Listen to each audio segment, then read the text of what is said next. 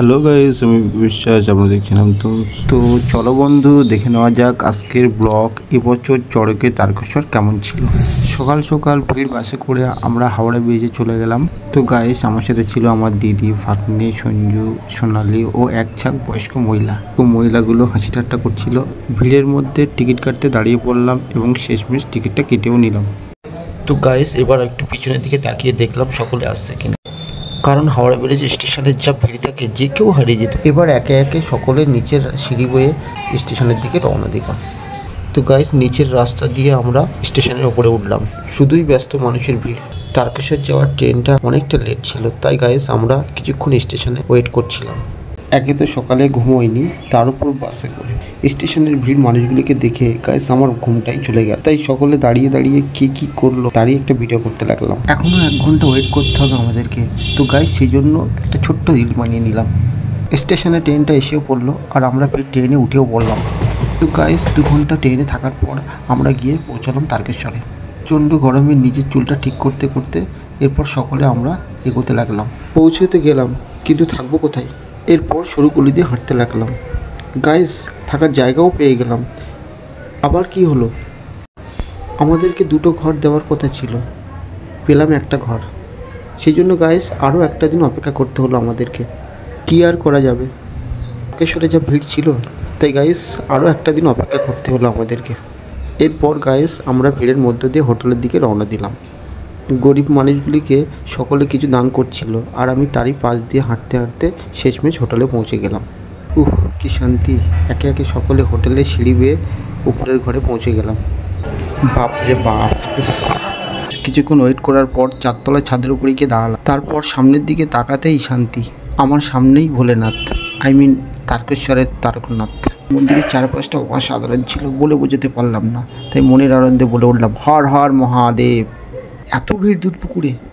এটাই সেই দুধ পুকুর যেখান থেকে সকলে স্নান করে বাবার মাথায় জল ঢালে।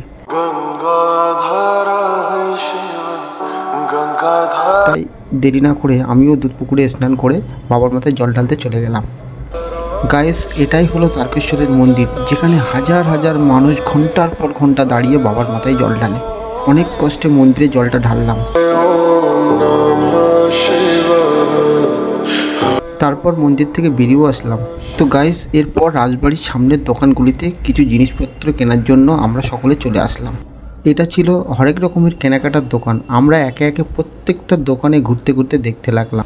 তো গাইস, তারকেশ্বরে যদি কেনাকাটা করতে হয় তোমাকে অনেকটা টাকাও নিয়ে যেতে হবে, কারণ জিনিসপত্র অনেক দাম। যাই বলে না থাকি, তবে সারি সারি শঙ্খের দোকান, পাথরের শিবলিঙ্গের দোকানগুলি দেখতে ভালোই লাগছিল।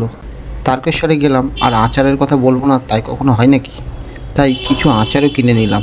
4তলায় ছাদের উপরে গিয়ে তাকাতেই দেখলাম যে মন্দিরে কাটা যা পড়ছে। নীল পুজোর দিন গাইস এত পরিমাণে ভিড় ছিল, আমি পৌঁছতেই পারলাম না, তাই ছাদ থেকেই ভিডিওটা করলাম। তো গাইস, প্রত্যেক বছর এভাবেই মন্দিরের পুরোহিতরা মানুষকে প্রসাদ বিতরণ করে থাকে। বাইরে গিয়ে দেখলাম আকাশ মেঘে ঢাকা। তারকেশ্বর বলে কথা, বৃষ্টি হবে না। আরও কিছু কেনাকাটা বাকি ছিল, তাই রাত্রে আমরা সকলে আবার বেরিয়ে পড়লাম কেনাকাটার উদ্দেশ্যে।